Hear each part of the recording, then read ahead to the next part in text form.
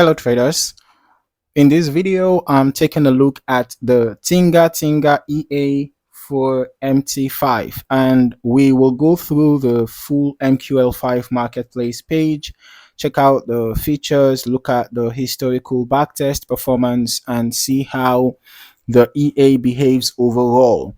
And before we get started, you can download a free Forex robot for MT4 and MT5 that has lots of indicators and candlestick patterns built in by using the link in the description below.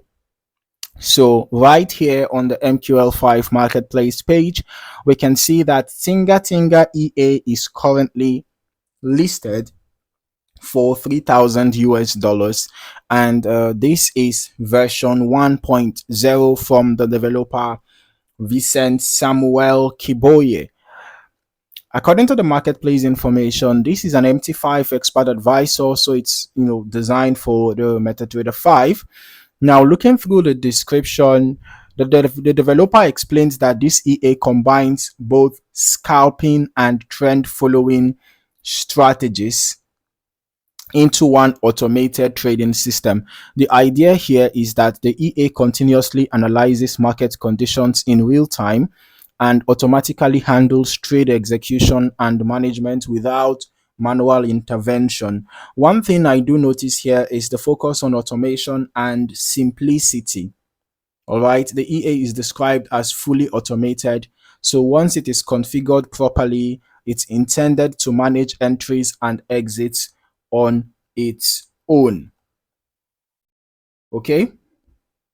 The marketplace page also mentions built-in risk management features, which is definitely important when reviewing any automated system. According to the description, users can adjust settings like lot size and other risk parameters depending on account size and overall risk preference.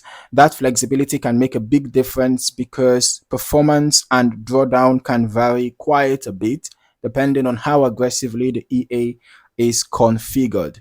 Another detail mentioned here is that the EA is designed to work efficiently on low spread accounts and is compatible with brokers that support MetaTrader. That's fairly relevant for scalping related systems since spread conditions can heavily affect overall execution quality and historical testing performance. Okay, so as I go through the limited information here, we can see that the information available for the Tinga Tinga EA is quite limited, right? But as we go through the features that we have here, we can also see that there is automatic trade entry and exit functionality, along with the developer emphasizing stable and consistent performance. Of course, that's something traders still need to evaluate carefully through proper testing and optimization. Now, we're just going to be moving into the back testing section. This is where we can start reviewing the historical performance and overall behavior of the EA across past market conditions. Okay, so since there is no specified or recommended currency pair or time frame, we are just going to use any currency pair and time frame of our choice, right? So we head over to the strategy tester, ensure that the Tinga Tinga EA is selected, and then we're just going to be running the backtest on Euro USD and H1 time frame. Custom period will be from the start of this year until today, right? So we are testing over about 4.5 months from the beginning of this year till date, so that we can capture a couple of market conditions, right? Although I'm going to recommend testing over a longer period of time to get a more comprehensive result, right?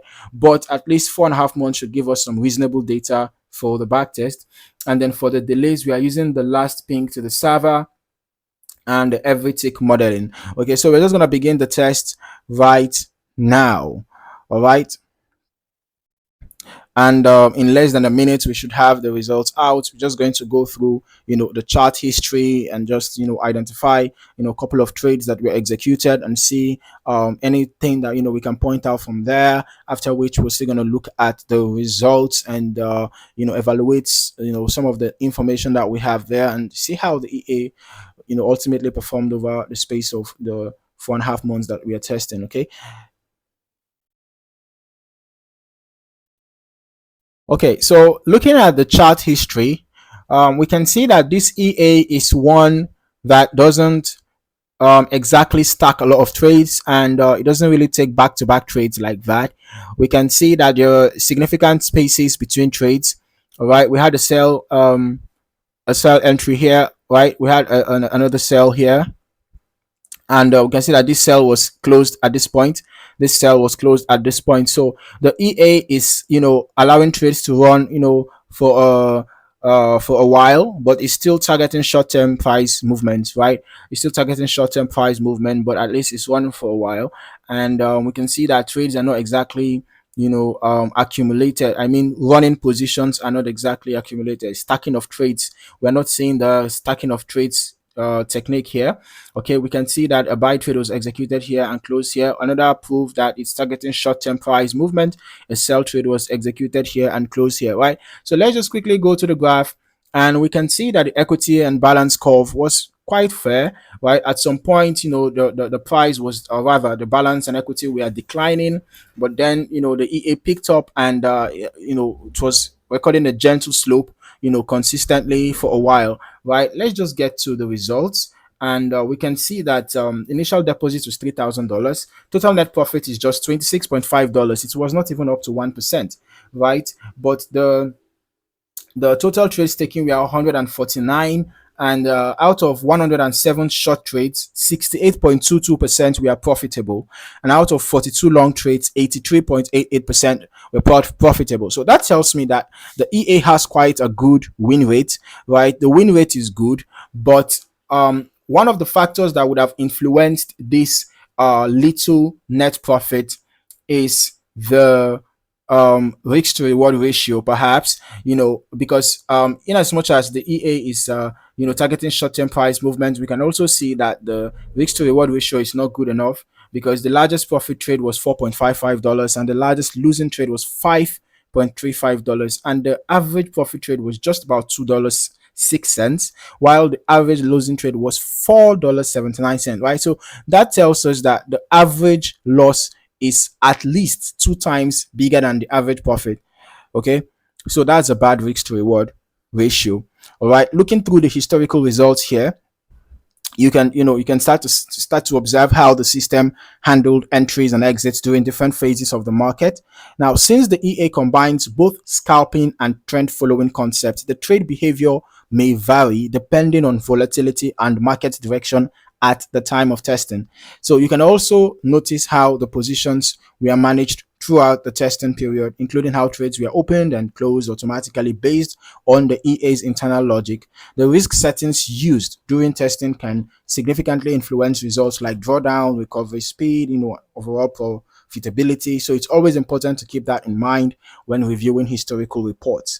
If the testing was done over a shorter period, I'll still recommend running longer term testing yourself as well, so you can get a more comprehensive understanding of how the EA behaves across different market conditions. And like with any expert advice, or historical backtest results should only be treated as historical analysis, not guaranteed future performance. Results can vary depending on broker execution, spreads, slippage, market conditions, optimization settings, and overall risk configuration. Okay, thank you for watching. See you in the next video.